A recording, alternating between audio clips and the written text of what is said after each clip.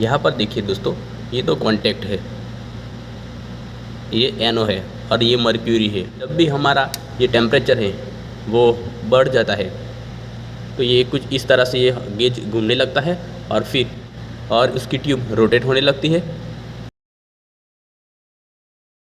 और फिर वो कॉन्टैक्ट आपस में शॉर्ट हो जाते हैं और हमारा जो पैनल है वीसीबी पैनल, वहाँ पर इसका कमांड भेज दिया जाता है। इस तरह ये WTI काम करता है। यहाँ पर जो WTI है उसके अंदर 2 मर्क्यूरी स्विच दिया गया है। ये पहला है S1 है जो हमारा वो टेम्परेचर बढ़ने पर अलार्म देता है। 80% है, ये हमारे स्विच 1 है वो हमारा 80% है। 80 पर जैसे ही टेम्परेचर आएगा जो वाइंडिंग का टेम्परेचर, तो तुरंत ये सिग्नल देगा वीसीबी पैनल में और अलार्म जनरेट करेगा।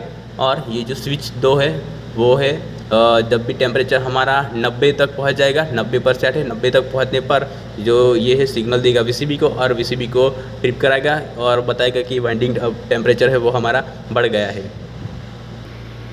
और जो ये उसका ग्लास कवर है उस पर आप देख सकते हैं ये रेड कलर की सुई, ये सुई दिखाती है कि अब तक मैक्सिमम कितना टेम्परेचर गया हुआ है।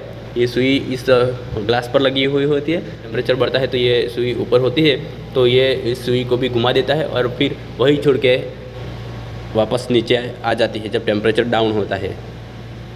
देखिए मैं इसे इस तरह से लगाता हूँ। ये हमारे ट्रांसफार्मर के अंदर की जो वाइंडिंग है और टैंक के अंदर का जो ऑयल है उसका टेम्परेचर दिखाता है और उस टेम्परेचर को मेजर करके हमारे वीसीबी में कमांड देता है। इस इंडिकेटर को सीधा लगाने के लिए यहाँ पर एक लेवल ट्यूब दिया गया है। इसमें एक छोटा सा बबल है, दिखाता है कि इस गेज को आपने कैसा लगाया हुआ है।